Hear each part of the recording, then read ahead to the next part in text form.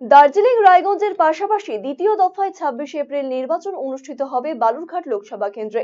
এই লোকসভা কেন্দ্রে প্রতিদ্বন্দ্বিতা করছেন 13 জন প্রার্থী। বালুরঘাট লোকসভা কেন্দ্রে বিভিন্ন রাজনৈতিক দলের প্রার্থীর সংখ্যা রয়েছে 9 জন এবং নির্দল প্রার্থী হিসেবে প্রতিদ্বন্দ্বিতা করছেন 4 জন।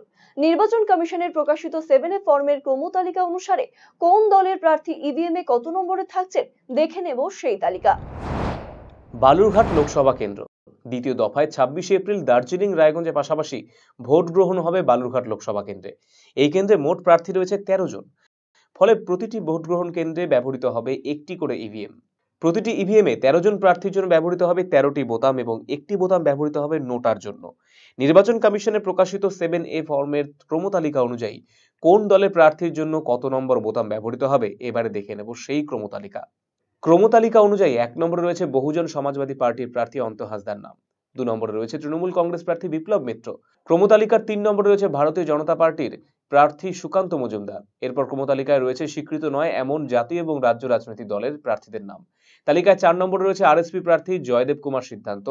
5 নম্বরে রয়েছে আম্বেদকর রাইট পার্টি অফ ইন্ডিয়ার বিশ্বনাথ মুর্মু এবং 6 নম্বরে রয়েছে এসিসিআই এর বীরেন মহন্ত। তালিকায় 7 নম্বরে রয়েছে আইএসএফ প্রার্থী ডক্টর মোজাম্মেল হক। 8 নম্বরে রয়েছে কামতাপুর পিপলস পার্টি ইউনাইটেড প্রার্থী রুবেল সরকার। তালিকায় 9 নম্বরে রয়েছে ভূমিপুত্র ইউনাইটেড পার্টির প্রার্থী মোহাম্মদ সারওয়ার্দী। ক্রমতালিকায় 10 থেকে 13 নম্বরে রয়েছে 4 নির্দল প্রার্থীর নাম।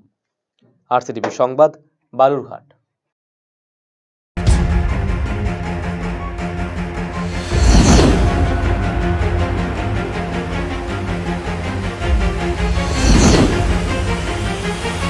নজরে লোকসভা।